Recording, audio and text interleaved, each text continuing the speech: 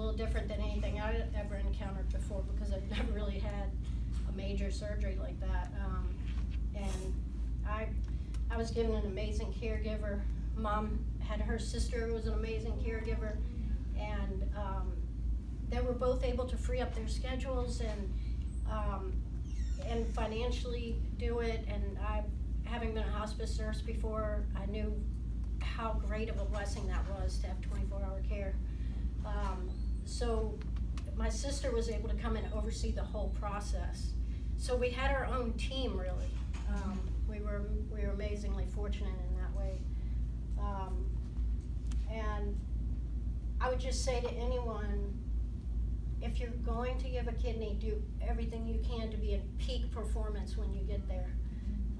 You really want to be at your best. And you know, that caregiver that takes care of you is so very important. Karen really nurtured me back on my feet and helped me to be able to do it. I stayed with her actually.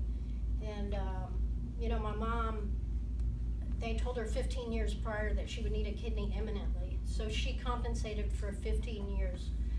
So for 15 years, so many things that I put in my mouth, I'm like, is this safe for that kidney? You know, and I told her, I said, you will never be able to pay me the rent you owe me on that kidney.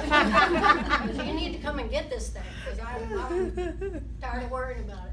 But Mom, what would you say about it? Let me see.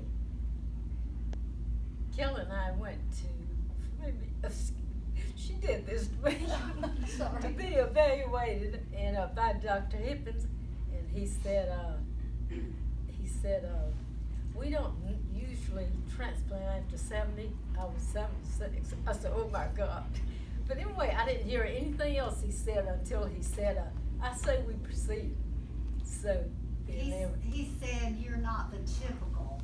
What were you then, 74? 76. 76, you're not the typical 76. I mean, she's always been feisty, working out in the yard and everything. But so he gave us a go-ahead that first visit.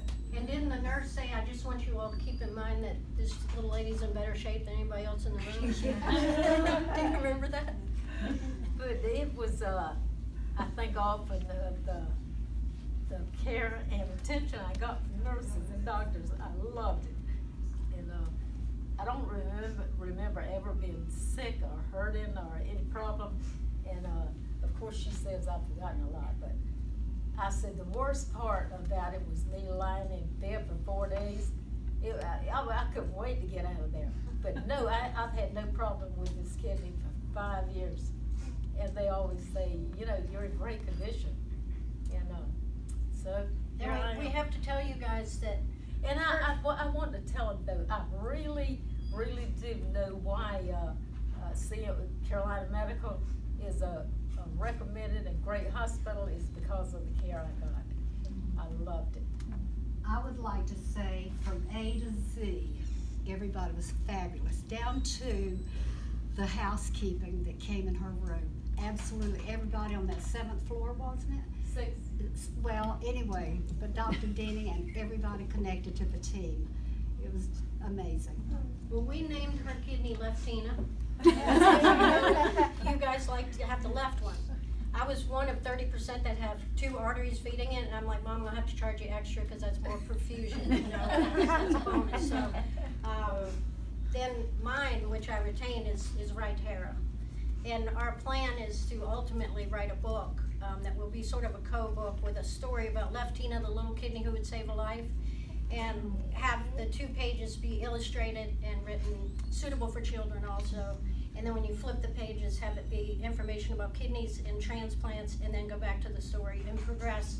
Because Leftina being the non-dominant kidney, she wasn't sure that she could do it. Oh. And and all the organs, you know, like Hector the liver and Billy the gallbladder, build her up. And, but when she gets there, she finds that her grandmother and her grandfather need her so bad, and she does it. So who all works in transplants? Everybody. All of you in transplants? Do you guys have any long-term questions for us? As far as the